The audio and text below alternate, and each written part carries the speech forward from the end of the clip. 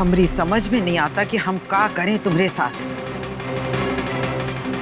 लाख बार कोनो बात समझाई लेकिन तुम्हारी समझ में नहीं आती है। एक कान से सुनती हो और दूसरे से निकाल देती हो। ये मत भूलो कि ये घर के लोगों ने बड़ी मुश्किल से तुम्हें अपनाया है और अब जाके हम भी तुम पे थोड़ा सा विश्वास करने लगे। लेकिन तुम हो कि गलती पे गलती किए जा रही हो बस। अरे तुम ये काहे भूल जाती हो कि तुम्हारे पेट में ये घर का वारिस पल रहा है और इसी कारण आज तुम्हारी जान सलामत है। तुम हो कि उसका ख्याल रखने की बजाय इधर उधर बेफिक्री से दौड़ती रहती हो बस सुबह शाम। और आज तो तुमने हद ही कर दी, बिना सोचे समझे नौकरों के घर के भी चक्कर लगाई। अरे क्या जरूरत थी वहां जाके प्रतिमा के ऊपर इतनी दया बरसाने की? हाँ, तुम्हारी सगी बहन लगती है का जो उनके घर के मामले में दखल लेने पहुंच गई वहां पे मुंह उठा के। और अभय, तुम नहीं जानते हो का कि इस समय इसे सिर्फ आराम करना चाहिए? तुम इसे समझाने के बजाय इसकी पूंछ बन के इसके पीछे पीछे घूमते रहते हो। तुम तो ये घर के कायदे कानून जानते हो ना, तनी किसे भी कुछ समझाया करो।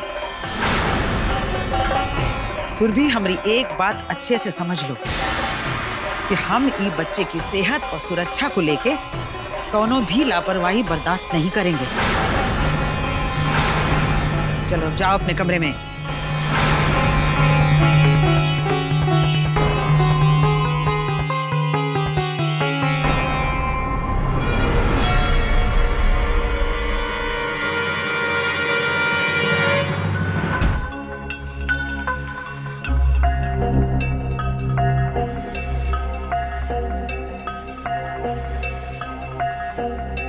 अरे आप कैसी पत्नी हो तुम?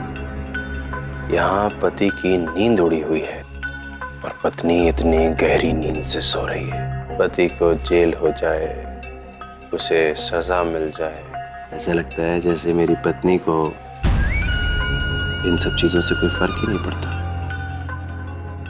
है ना? आपके बिना फर्क कैसे नहीं पड़ेगा हमें? तुम चाहती हो कि मुझे सजा नहीं मिले, मैं अमरीक के केस से बरी हो जाऊं?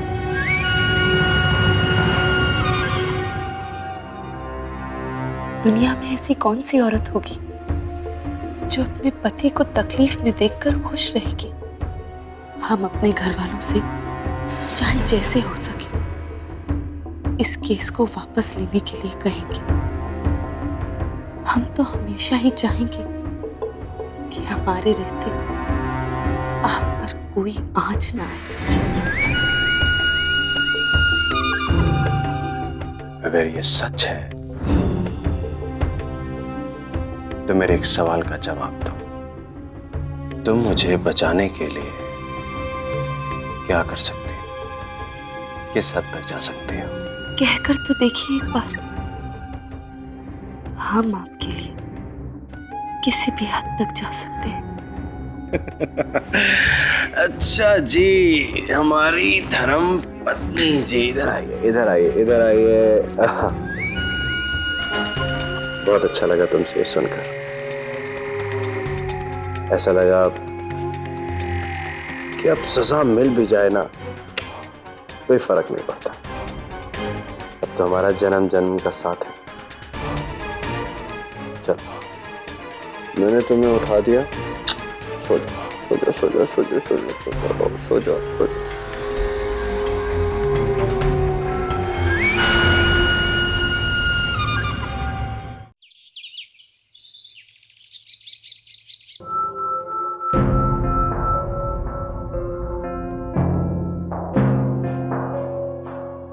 अब ये सुरभि की वजह से और न जाने कैसे कैसे दिन देखने पड़ेंगे।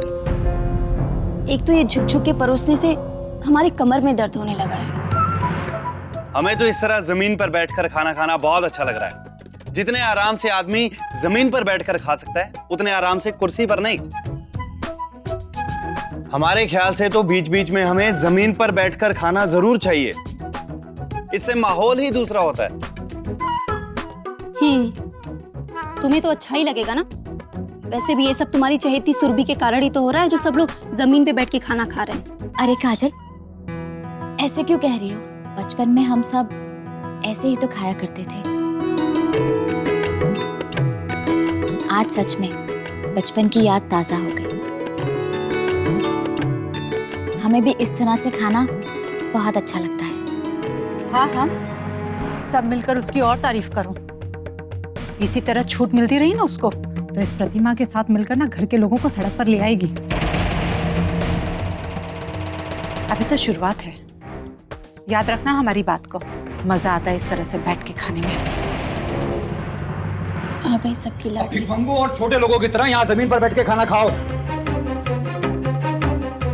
ये हमारे भाई साहब देखो क्या क्या कराएगा हमसे ये, और अभी अब देखते जाओ बस। जमीन तो चटवाई दी है, हमें एहसास करा दिया है कि हम कितने छोटे लोग हैं। कैसे खाएंगे ये खाना, हलक के नीचे कैसे उतरेगा अब ये? भुवन, अपना गुस्सा खाने पे मत उतारो, चुपचाप बैठकर नाश्ता करो। और इस घर में दिन की शुरुआत ऐसे ना हो तो ये अच्छा होगा तुम्हारे लिए भी और इस घर के हर एक सदस्य के लिए। हमारे घुटनों में तो बहुत दर्द है, नीचे बैठ के खाया नहीं जाएगा, हम यहाँ पे बैठ जाते हैं।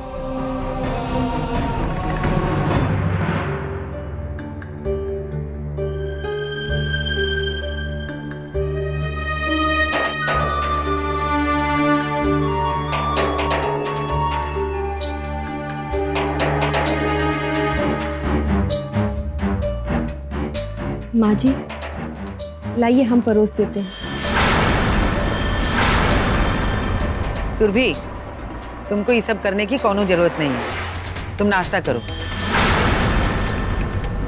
सीमा, सुरभि के लिए नाश्ता परोसो। जी।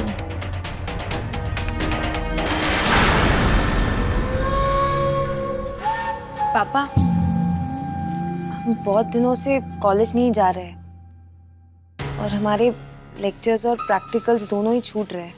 पढ़ाई का भी बहुत नुकसान हो रहा है, इसलिए हम सोच रहे थे कि आज से अगर हम कॉलेज चले जाए तो।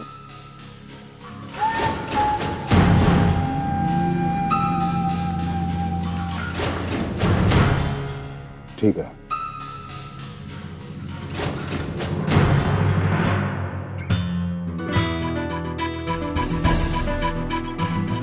ये घर तो एकदम ताजमहल सा बना है, लेकिन एक डाइनिंग टेबल नहीं है। क्या कर्जे में डूब गए बेचारे, तभी तो ऐसे जमीन पे बैठ के कबूतरों की तरह दाना चुग रहे हैं। यार मामा जी ने भी किन फटीचरों के घर भेज दिया यार।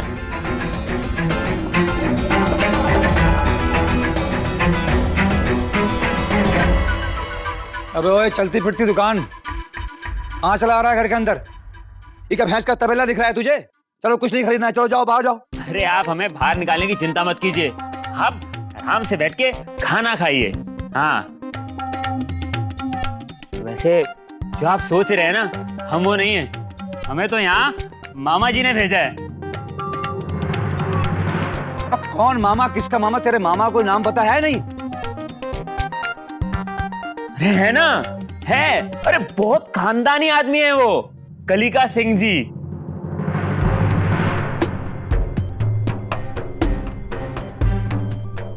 हमारे सगे मामा है वो। क्या विश्वास नहीं है तो सुरभि दीदी से पूछ लीजिए। हमारा नाम रॉकी है, मतलब रणछोड़ सिंह। रिश्ते में हम सुरभि दीदी के भाई होते हैं, यानी कि इनके बुआ के बेटे। हाँ देखे, और आजकल मामा के जो 2 पेट्रोल पंप है ना, वो हम संभाल रहे हैं। ऐसे फूल मत तू, गुब्बारे की तरह फूट जाएगा। और तेरे मामा ने तुझे ये नहीं बताया कि वो दोनों पेट्रोल पंप के असली मालिक हम थे? हम इन्हें दिए थे तेरे मामा को ऐसे दान में, दोनों पेट्रोल पंप। हाँ हाँ बताया ना उन्होंने बताया कि उस पेट्रोल पंप के असली मालिक आप ही थे, और इसीलिए उसकी मरम्मत की जिम्मेदारी आप ही की बनती है ना। हमें उन्होंने इस पेट्रोल पंप के चक्कर में यहाँ भेजा है। उन्होंने हमसे कहा कि जाके मार्कंडे जी तक ये संदेश पहुंचा दो कि वो जो अपना धोला कुआं वाला पेट्रोल पंप है ना, उसका पंप थोड़ा बिगड़ गया है। कह रहे थे कि उसकी मरम्मत करानी पड़ेगी। अब 2-3 साल से उसकी मरम्मत अटकी हुई है। उन्होंने कहा है कि उसकी मरम्मत का जो भी खर्चा होगा ना, वो आपको उठाना पड़ेगा। हाँ हाँ हाँ, क्यों नहीं? अरे तो अपने मामा से जाके बोल के खाने पीने का खर्चा भी हमसे ही ले ले। अब इतनी शर्म भी क्यों बचा के रखी है? और वैसे भी हमारी बहन के ससुर हैं तो हमसे नहीं मांगेंगे और किससे मांगेंगे यार? और वैसे भी तुझे मालूम नहीं हमने बाहर पैसों का कुआं खोद रखा है, जिसका जब दिल चाहे यहाँ आए, पैसे निकाले और चलता बने। अच्छा, क्या बात कर रहे हैं? मामा ने तो कभी नहीं बताया इसके बारे में, लेकिन साला वो जाएंगे कैसे? आप में से कोई साथ चले तो हम अपनी जरूरत अनुसार पैसा निकाल लें उसमें से। अरे बाबूजी, ये चुप हो जा भाई। अरे देखिए, आप ये मत समझिए कि वो पेट्रोल पंप की मरम्मत के बहाने आपसे पैसा ऐंठने आए हैं। अरे हमें सच में पैसा चाहिए पेट्रोल पंप के लिए। विश्वास नहीं हो रहा आपको? हम मामा जी को फोन मिलाते हैं, फोन से बात करा देते हैं। रुको, इसकी कोई जरूरत नहीं है। अरे हाँ मामा, हाँ काम हो गया मामा। हाँ जी। तू हट यार इधर से, हट इधर से।